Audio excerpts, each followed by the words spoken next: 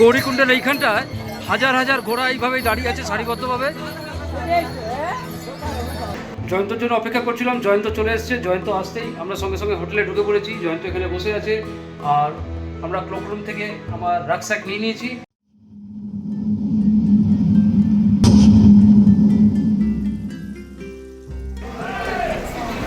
এই মুহূর্তে আমি আছি গৌরীকুণ্ডে, সেই উষ্ণ প্রসবন সেই কুণ্ডে।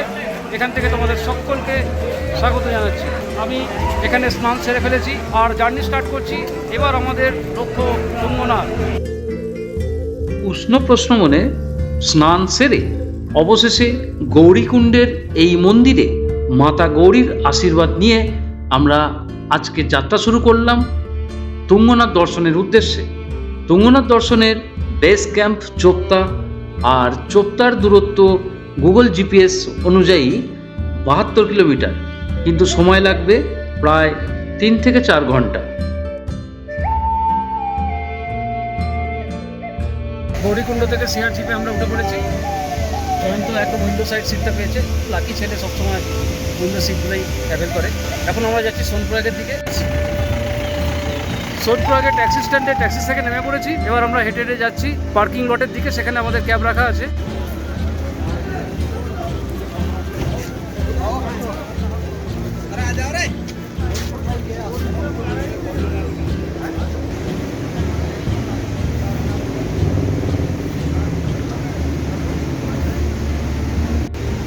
যে পুলটা দিয়ে ক্রস করছি, পুলটার নিচ দিয়ে সুন্দর স্বচ্ছ জলের একটি খরস্রোতা নদী বয়ে চলেছে। সোনপ্রয়াগ পৌঁছে গেছি।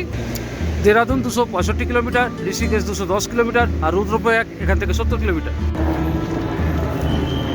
সোনপ্রয়াগের পার্কিং লট এইখানেই আমরা যাওয়ার দিন এখান থেকে আমরা জার্নি স্টার্ট করেছিলাম। আমাদের ক্যাব এখানেই কোথাও এখন রাখা আছে। ওপরটা পুরো 2 হুইলার পার্কিং, একটা floor, second floor 2 wheeler parking, নিচেও 2 হুইলার পার্কিং রয়েছে, আর ওপরে 4 হুইলার, আরও ভেতরে 4 হুইলার, ওটা আরও এক্সটেন্ডেড পার্ট রয়েছে, ওদিকেও 4 হুইলার রয়েছে। फाइनली सोनू भाई के हम पे गए। सोनू भाई कैसे हो? चलो, हमारा गाड़ी सोनू भाई यहाँ पे पार्क करके रखा है।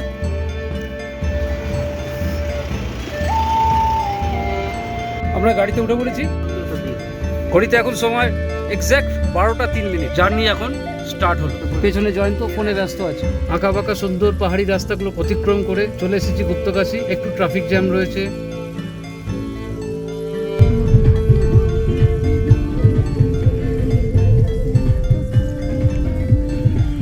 পাহাড়ের ওই প্রান্তে যে রাস্তাটি রয়েছে সেটি ছেড়ে চলে এলাম, ওটা কেদারনাথের রাস্তা। আর ওখান থেকে পুলটা ক্রস করে ডান দিকে যেটা রাস্তা চলে গেছে সেটা আবার ঋষিকেশ বা হরিদ্বারের দিকে চলে গেছে। আমরা পুলটা ক্রস করে জাস্ট লেফট টার্ন, বাঁ দিকে টার্ন নিয়ে নিলাম। এই রাস্তাটা সোজা চলে গেছে বদ্রীনাথের পথে চোপতা ভ্যালি হয়ে। মন্দাকিনী নদীর ধারে অদ্ভুত সুন্দর এই প্রাকৃতিক সৌন্দর্য। আর কোথায় আছি দেখো, সাথে এটা মিক্স ভেজ আর এটা বাটার রুটি। সামনে জয়ন্ত অপেক্ষা করছে, আমার সিগন্যালের দিলেই খাওয়া শুরু করবে। আজকে এটা আমাদের প্রথম খাবার। আমরা সকালে একবার চা খেয়েছিলাম, 2টো বিস্কুট খেয়েছিলাম, আর একবার ওয়াটার ব্রেক খেয়েছিলাম রাস্তার মাঝখানে। তো যাই হোক, খাবার বলতে আজকে কিছু হয়নি। সকাল থেকে 1 কাপ চা, 2টো বিস্কুট। আজকে এই সময় দুপুর 2:15। আজকে ব্রেকফাস্ট বলো, লাঞ্চ বলো বা ব্রাঞ্চ বলো, এটা আমাদের ফার্স্ট। মিক্স ভেজ আর বাটার রুটি অসাধারণ ছিল। বাটার রুটি তো যেমন হয় আর কি, সিম্পল সব ঠিক আছে। মিক্স ভেজটা অসাধারণ ছিল। আমি প্রথমে 6টা অর্ডার দিয়েছিলাম, পরে আরও 2টো অতিরিক্ত জয়ন্তর জন্য অর্ডার করা হয়েছে। জয়ন্ত এই পাহাড়ে খেতে খুব ভালোবাসে। জয়ন্ত একাই 5টা রুটি খেয়ে নিয়েছে। ওকে দেখে আন্ডার এস্টিমেট করার কোনো ব্যাপার নেই। 1 নম্বর, খাবার এখনও শেষ হয়নি। ওর মুখের দিকে তাকিয়ে আমার মনে হলো একটা লস্যি দরকার। এই লস্যিটা আজকে আমি তাই জয়ন্তকে ডেডিকেট করছি, আর জয়ন্তের জন্য একটা লস্যি অর্ডার করেছি। এই আমরা মানে দুজনে 2টো লস্যি অর্ডার করি। জয়ন্ত লস্যি, চিয়ার্স।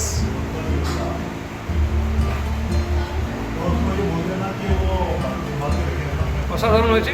চিনি একটু কম দিতে বলেছিলাম, একদম গাঢ়, খুব সুন্দর, টেস্টি।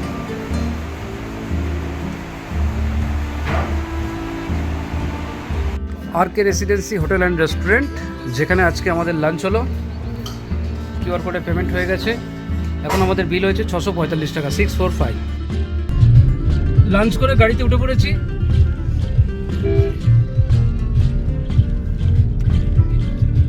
আমরা জাস্ট উকিমঠ মন্দির তার পাশ দিয়ে চলে আসছি। আমরা চোত্তা ভ্যালির দিকে এখন জার্নি করছি।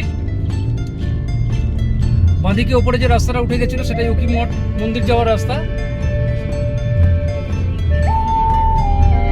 আর এটা হচ্ছে GMBN এর থাকার ব্যবস্থা আর কি।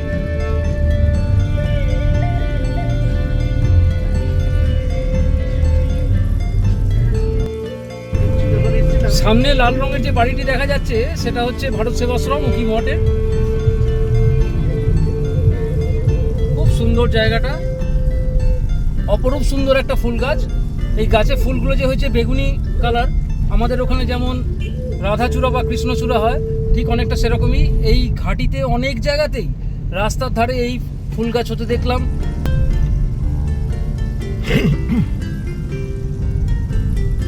আর দেখতে দেখতেই চলে এলাম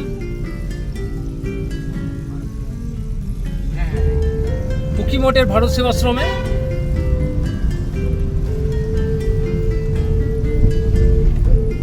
যেখানে শীতকালীন 6 মাসে ঠাকুরকে এনে রাখা থাকে। এই উকিমঠ ভারত সেবাশ্রমেই শীতকালীন 6 মাস ঠাকুর পূজিত হন। প্রকৃতিগতভাবে উকিমঠ খুবই সৌন্দর্যপূর্ণ একটি জায়গা।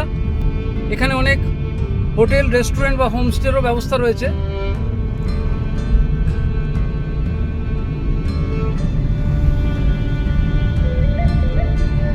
হঠাৎ জায়গাটা একদম যেন নতুন পাতা হয়েছে, গাছগুলো কি অদ্ভুত সবুজ রং।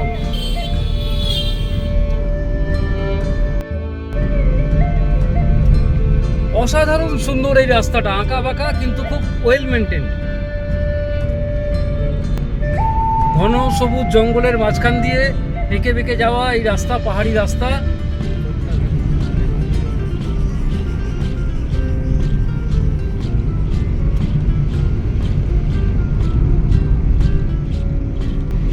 চোত্তা ভ্যালি এখনও এখান থেকে প্রায় 20 কিলোমিটার রাস্তা, কিন্তু তা সত্ত্বেও এখান থেকেই যেন প্রাকৃতিক সৌন্দর্য আরও গভীর হয়ে গেল, আরও অনেক ভালো হয়ে গেল।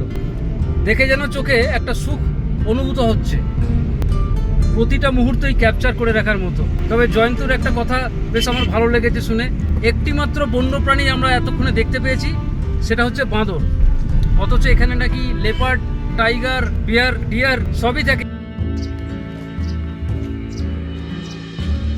স্নো সেটসের ছোট ছোট কটেজ, খুব সুন্দর জায়গা। সামনে ধাপ চাষ, দিগন্তে পাহাড় আর আকাশ যেন এক জায়গায় মিলে গেছে।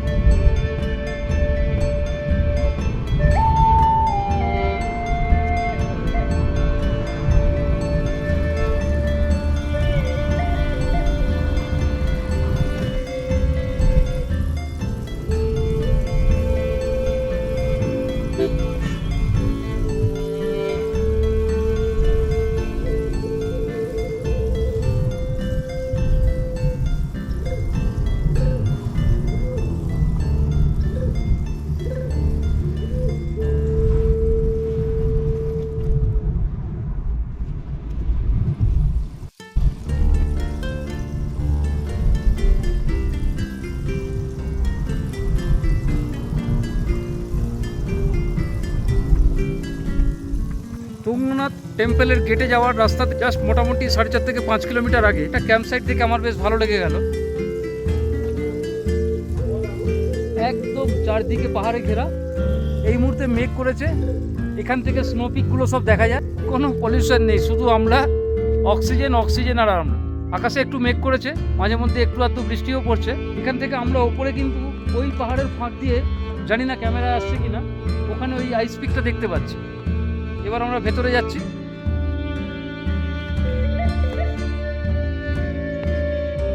এই সিঁড়ি দিয়ে নেমে যেতে হবে, একদম ন্যাচারাল।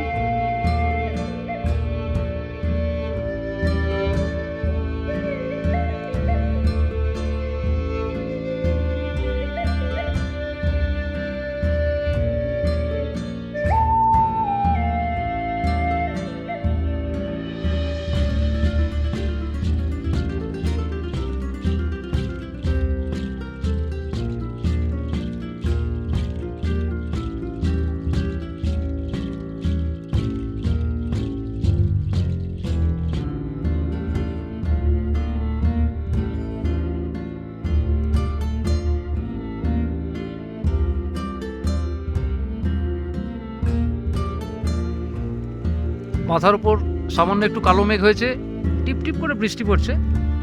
মানে আমি বাইরে দাঁড়িয়ে আছি কোনো ছাতা বা রেনকোট ছাড়াই।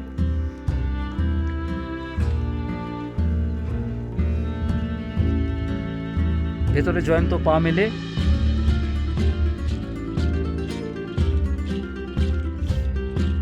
এখানে একটা বেড দেওয়া আছে।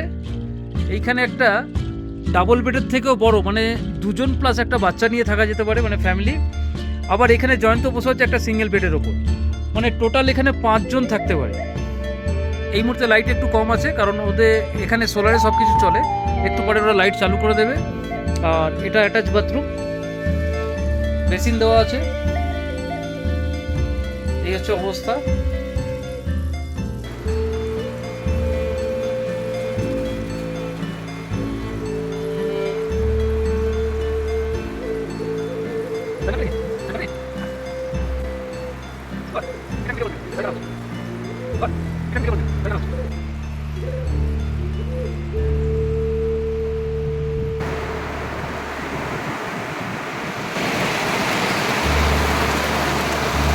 বাইরে মুষলধারে বৃষ্টি হচ্ছে আর আমি এখানে সেভিং করছি। মুষলধারে বৃষ্টি চলছে। জয়ন্ত চলে এসছে, এমনিতে একটু ঠান্ডা ঠান্ডা প্রথম অনুভব। এরকম কখনো হয়নি। ট্রেনতে থাকা, বৃষ্টি হওয়া, পাহাড়েতে ভিউ দেখা, মানে এরকম একদম মানে এত বেশি ন্যাচারাল, চারদিকে একদম ন্যাচারাল। ইটের কোনো ঘর বাড়ি নেই, যা আছে সেগুলো সবটাই টেম্পোরারি টেন্ট। আর সবথেকে বড় ব্যাপার এখানে মোবাইলের টাওয়ার আছে না। সবচেয়ে বড় ব্যাপার এটাও একটা দূষণ। কি নৈসর্গিক অনুভূতি, ভাষায় বলে বোঝাতে পারবো না। চোপ্তা ভ্যালিতে এই ক্যাম্পটা নেওয়ার পরেই জাস্ট 15 থেকে 20 মিনিট হবে, ঝমঝমিয়ে বৃষ্টি চলে এলো। আমরা সেফলি ক্যাম্পে ঢুকে গেছি আর বাইরে এখনও বৃষ্টি পড়ছে। আমি ক্যাম্প চেয়ারে বসে সেটাকে এনজয় করছি। আর টাইম এখন ঘড়িতে সন্ধ্যে 6:03।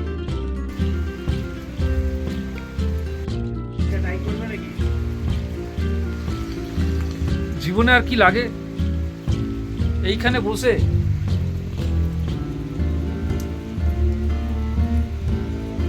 বসে চা খাচ্ছি।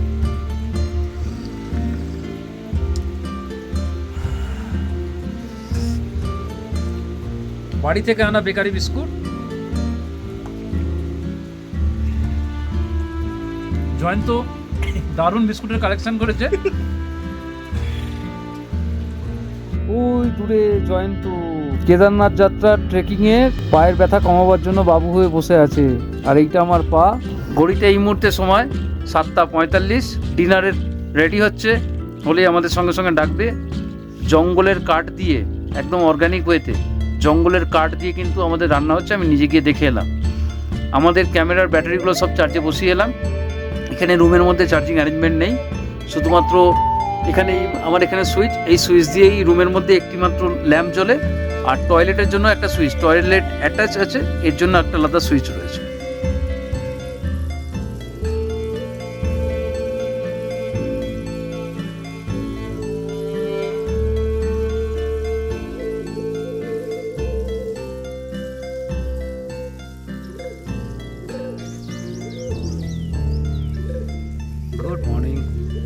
Good morning from Chopta. আমি যে টেন্টে রয়েছি সেখান থেকে জাস্ট টেন্টের বাইরে বেরিয়ে এসে এই অদ্ভুত সুন্দর একদম স্নোপিক মাউন্টেনগুলো দেখতে পাচ্ছি।